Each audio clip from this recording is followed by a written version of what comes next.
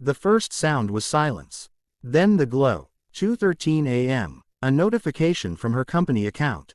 Not a text, not a call, not the kind of message she would normally send in the middle of the night. I lay in bed, staring at the ceiling, trying to convince myself that it wasn't real. The air felt heavy, too heavy, as if the world had compressed around me. My fingers trembled slightly as I picked up the phone, the cold metal burning against my skin.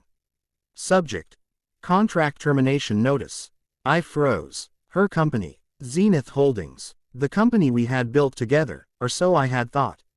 I opened the email. Effective immediately, your consultancy agreement with Zenith Holdings is terminated. All financial privileges and access rights are suspended pending internal review.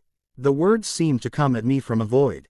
Consultancy agreement, terminated, suspended, pending review. And at that moment, the first realization hit me like a bullet. She had removed me from her world. Aisha, my wife. I sat up sharply, my heart hammering in my chest like it was trying to escape. I blinked at the ceiling, as if she might suddenly appear and tell me this was a joke. But the other side of the bed was empty. Cold. She hadn't come to sleep again. Not for 3 nights in a row. I swung my legs over the edge of the bed, the floor icy against my bare feet. Panic rose, unbidden, hot and choking. I stumbled toward the door. The house was silent, but too silent, the kind of quiet that wraps around you in whispers of danger. Then I heard it, the sound of heels clicking across marble. 1, 2, 3, each step deliberate, echoing. She was home. Relief and dread collided inside me. She was home, but something was wrong. I felt it in the air, in the way the shadows stretched unnaturally across the walls. I descended the stairs slowly, my grip tight on the railing, every nerve screaming at me. And then I saw her. Standing in the living room. Perfect posture. Black blazer pressed to her form like armor. Hair tied perfectly. Every movement precise, deliberate. She looked like she had stepped out of a magazine, but there was no warmth. You got the email. Her voice was calm, flat, cold.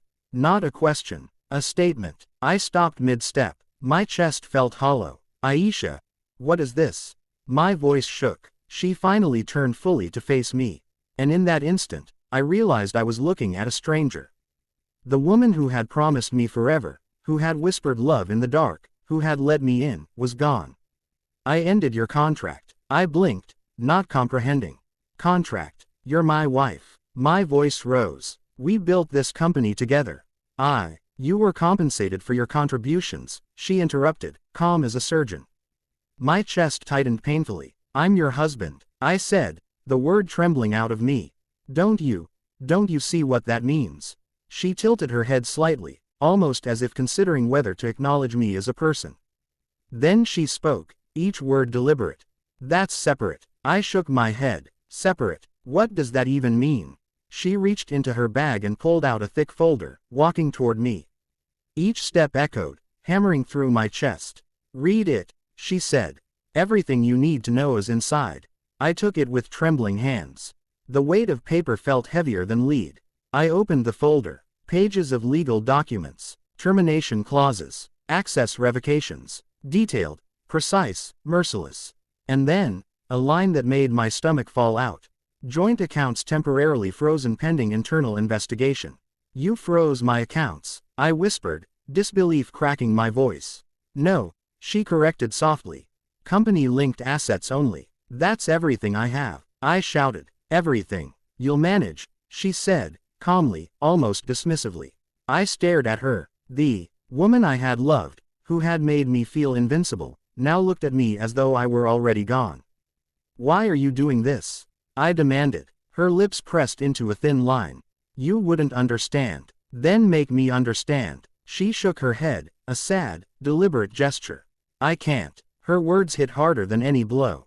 It wasn't a fight. It wasn't a negotiation. This wasn't even a conversation. This was execution. The weight of realization pressed on me, a cold, suffocating certainty. She had decided, and I was already losing. Morning came like a stranger. The sunlight streaming through the floor-to-ceiling windows of our apartment didn't feel warm, it felt intrusive, mocking. It touched everything in the room, highlighting the emptiness where her presence used to be.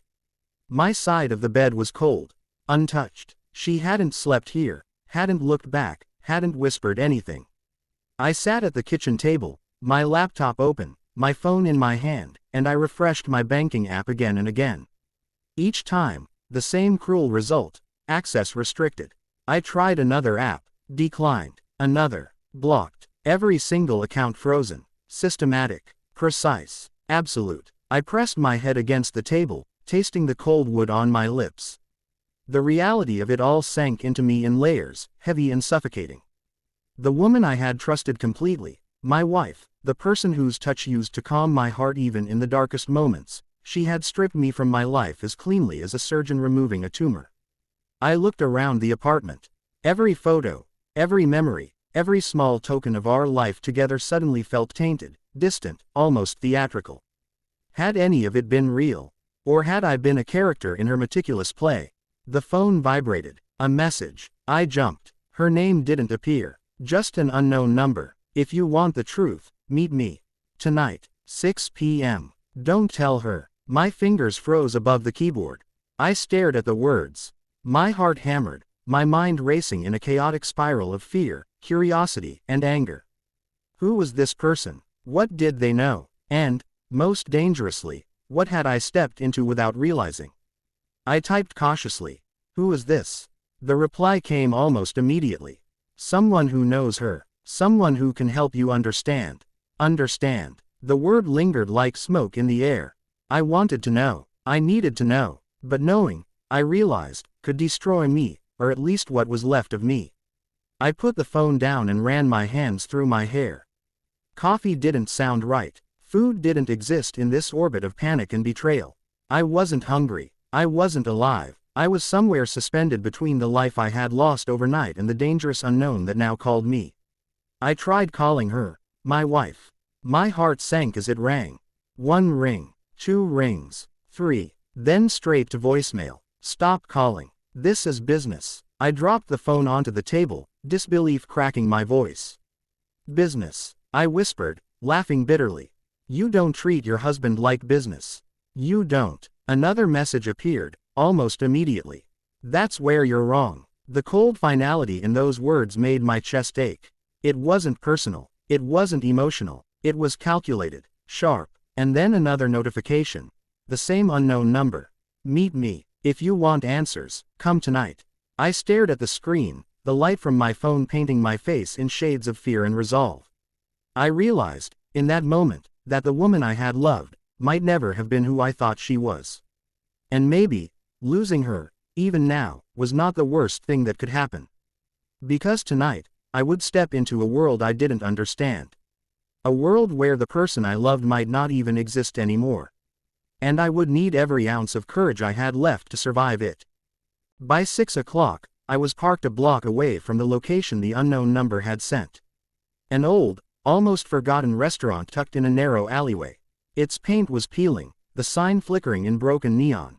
Outside, the city roared on, oblivious, but stepping into this alley felt like stepping through a portal into another world, one where time slowed and shadows waited. I approached the door cautiously. The bell jingled softly as I pushed it open. Inside, the restaurant was nearly empty, dimly lit by dusty amber bulbs. A few tables were set, covered with faded cloths, and the faint hum of a refrigerator was the only background sound. The air smelled of old wood and something sharp, metallic. A man emerged from the shadows, his posture relaxed but alert. Mid-40s, gray creeping at his temples, eyes sharp as knives. Glad you came, he said. I froze. Who are you? My voice was firmer than I felt. Someone who knows the truth about your wife. My heart skipped a beat. Truth. Then tell me. He gestured to a chair across from him.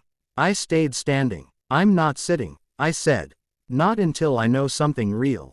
He smiled faintly. Very well. But beware. You may not like what you learn. I swallowed hard. I've survived losing her. I can survive the truth. For a long moment, he said nothing. Then slowly, he slid a thick file across the table toward me. The sound of paper scraping wood made my stomach twist. She's not who you think she is, he said quietly. I blinked, trying to process the words. What do you mean? She's Aisha, my wife. She's everything I know. The man shook his head. Aisha is a name she chose. A life she fabricated. A past she erased. What you knew as your wife doesn't exist anymore. My hands shook as I took the file. Opening it, I found photographs, legal documents, passports, and records of another identity entirely. Another life. Another name. I felt my knees go weak. I dropped the file onto the table. This can't be real. She can't be. He leaned in, voice dropping lower, almost a whisper. She is running. From people, from power, from things you can't even imagine. And now, you're entangled in it too. What do you mean entangled? I'm her husband. You weren't supposed to see any of this. You weren't supposed to be a threat to her world. But you cared. And she cared back. That's the problem. I stared at him, heart hammering. So all this, everything she's done, was for what? Some game, some plan. His gaze was steady. At first, yes. But now, she's protecting you. Even if it means destroying everything for herself. Even if it means hurting you. I swallowed hard, confusion, fear, and heartbreak colliding inside me. She didn't plan to fall in love with you, he said. And now she has to make choices she never imagined. Choices that could cost you everything, or save your life. I tried to stand, to shake off the rising panic. But the weight of the truth pinned me in place. My hands clutched the folder as if it were both a shield and a weapon. Protect me, by ruining my life. I whispered. By keeping you alive, he said. The words sank into me, cold and undeniable. I had lost her once, and now, somehow, I realized I could lose her, or worse, my own life, if I didn't understand what she was hiding. And for the first time since waking that night, I felt the terrifying pull of necessity. I had to follow this trail. I had to know, no matter how dangerous, because the woman I had loved might never have been the one I thought she was. And I wasn't ready to let her go without knowing why. The city's lights blurred past my car window as I drove aimlessly, gripping the steering wheel until my knuckles whitened. I wasn't going anywhere, not really. My mind was elsewhere, trapped in the images and documents I had seen at that restaurant. Aisha, or whoever she really was living a life that didn't belong to me. Every memory, every touch, every whispered, "I love you," felt suddenly fragile, like it could shatter at the slightest provocation. The cold night air pressed against the glass, and I realized I was trembling.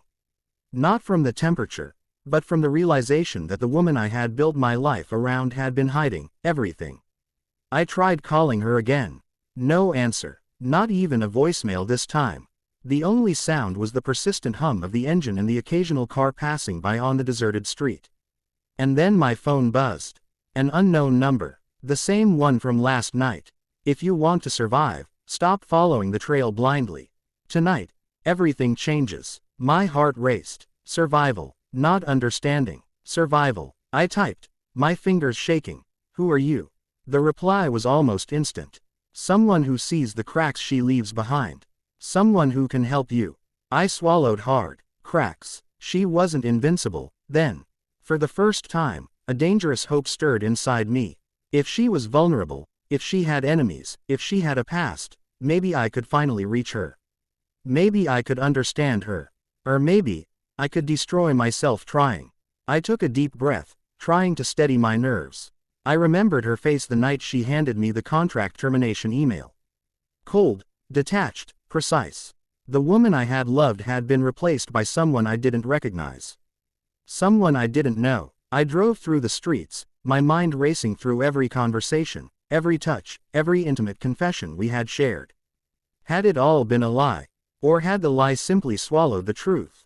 I stopped at a red light, staring into the reflection of my own face in the windshield. My eyes were hollow, my expression tense, my soul trembling. I realized I no longer knew who I was, or who I had been. Another message. She's not just your wife. She's a target. You're in the crossfire now. Crossfire. The words echoed in my head, looping, repeating. My pulse thundered. I felt a surge of panic, followed by something darker, resolve. I wasn't going to run. I wasn't going to cower. I had loved her. I had trusted her. And now, more than ever, I had to find out the truth. Because the truth was dangerous, yes. But the lie was deadly. I parked my car in a shadowed alley and stepped out, letting the cold bite at my face. I pulled my coat tighter and glanced up at the city skyline, glittering and indifferent. Somewhere up there, she was waiting, watching, hiding, fighting, protecting, and I had to step into that world, whatever it took. I took a deep breath and sent a message back. Tell me where to go. The reply came instantly. Midnight. The docks. Alone. Come prepared to see what you never imagined. I felt my stomach drop.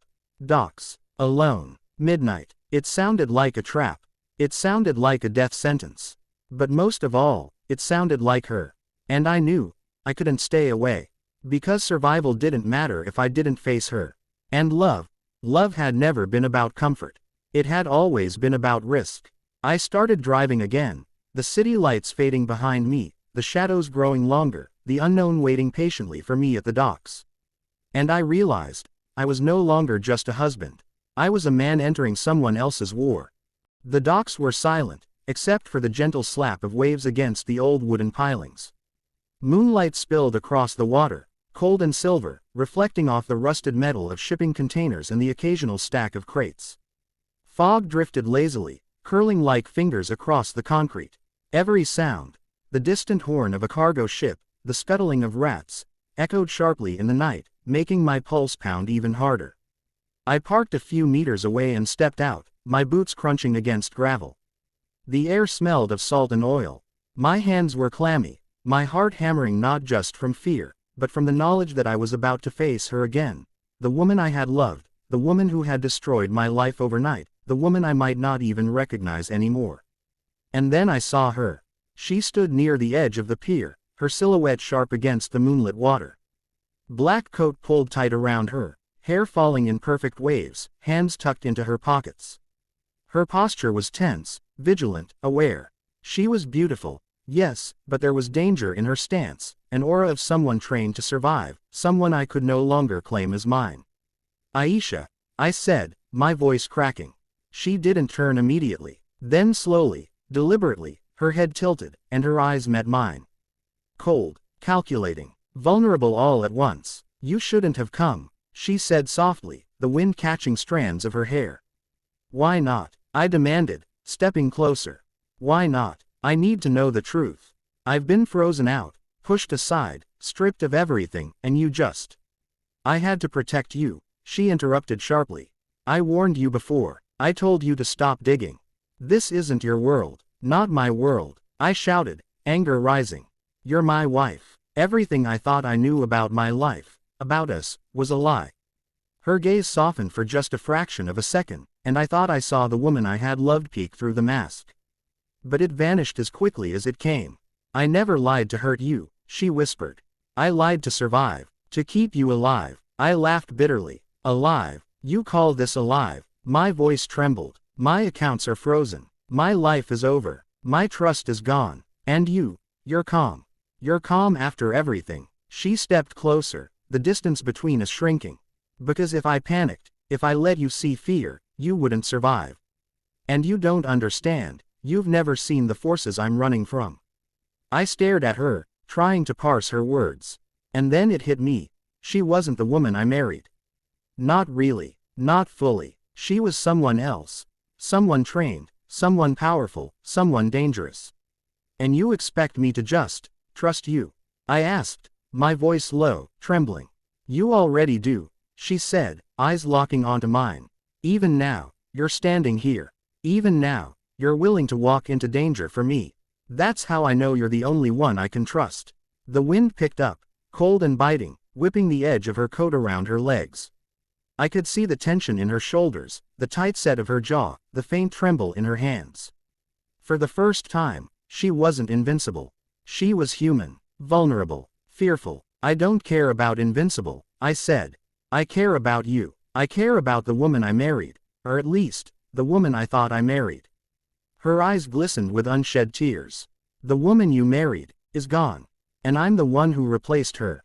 I'm the one who survived while you lived in the shadow of my lies. I stepped closer, my voice breaking. Then let me help you survive. Let me fight with you, not against me. I don't care what world you live in. I can't lose you again. She looked away, glancing at the water, then back at me. I can't risk it. I can't risk them finding you because of me. Then let me risk it, I said fiercely. Let me stand by you. I don't care about them. I care about you. She drew in a shaky breath, her eyes glimmering in the moonlight. You don't know what's coming. I don't, I admitted. But I know I can't let you face it alone. The silence stretched between us, heavy with emotion, fear, and longing. And for the first time that night, she let her walls slip just a fraction. You should have stayed home, she whispered. You should have stayed safe. And I would have lost you forever, I said softly. For a long moment, she didn't respond. Then slowly, almost imperceptibly, her shoulders relaxed. She let me close the distance between us. And in that dangerous, moonlit dock, where the world had been stripped away, we found each other again.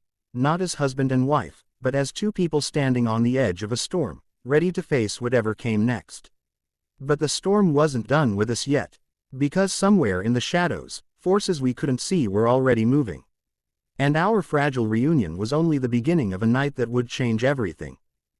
The wind off the water had grown sharper, slicing through my coat like invisible knives. Fog rolled in, thickening the night, blurring the edges of the world. The docks, once eerily silent, now seemed alive with unseen movement. Every shadow seemed to twitch, every ripple of water whispered danger. I should have stayed, I muttered, almost to myself, my voice swallowed by the fog. No, she said firmly, her hand gripping my arm with an intensity that made my pulse spike. You're here now, that's all that matters. But we can't stay, I nodded, swallowing the knot in my throat.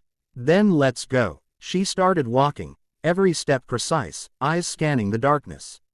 I followed, careful to match her pace, careful not to draw attention. And then, it came. A black SUV, impossibly fast, emerging from the mist like a predator. Its headlights pierced the fog, blinding. Doors opened. Men in dark suits, faces obscured by masks, moved with mechanical precision. Before I could react, they were on us.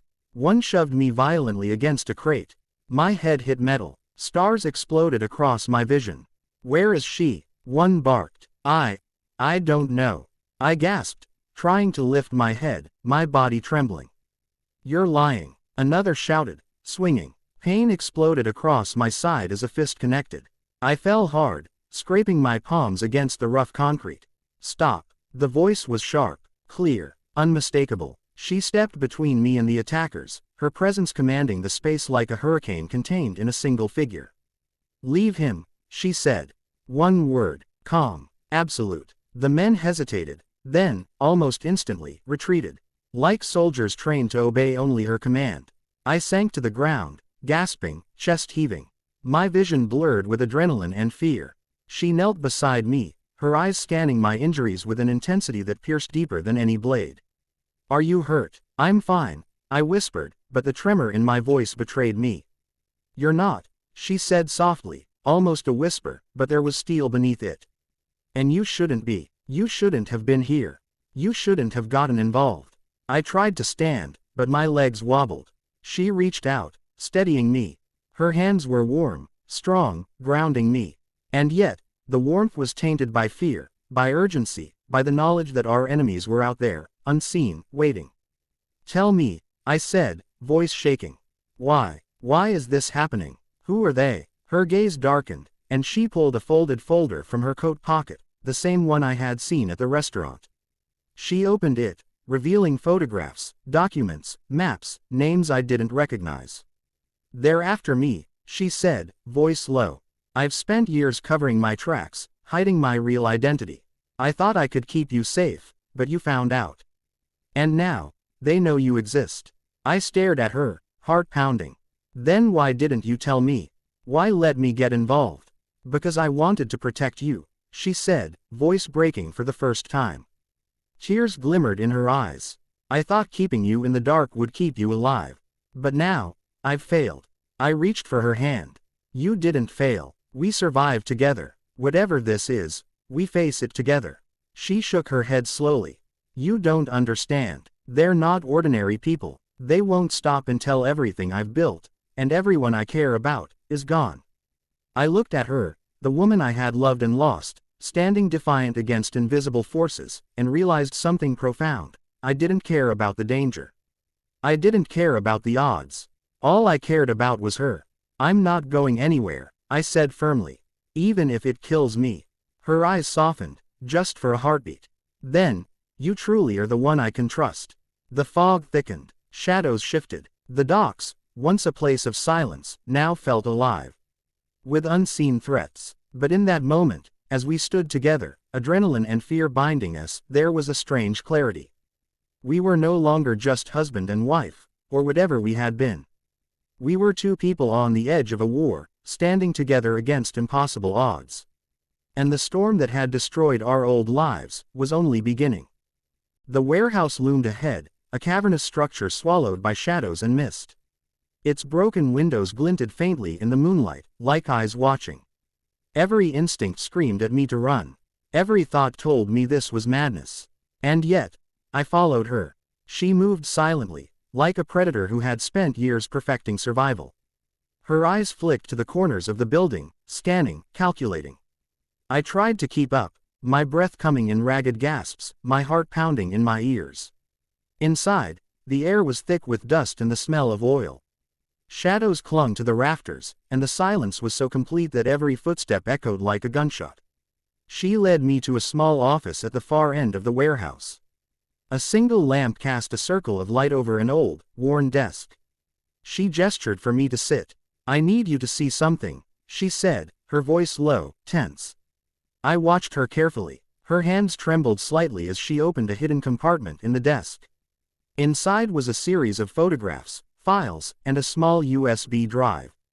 These are your enemies, she said, her voice barely above a whisper. The people I've been running from for years. They won't stop at me, they'll come for you too. I stared at the images, names, and documents. Faces I didn't recognize, codes I didn't understand, a world I had never imagined existed, hidden, dangerous, lethal. Why didn't you tell me? I asked, voice shaking. All this time, you let me live in ignorance. Her eyes glistened with tears, the first I had ever seen from her. Because I loved you, and because I wanted to protect you. But the truth is, I've never been just Aisha. I've had to be someone else, someone capable of surviving the worst.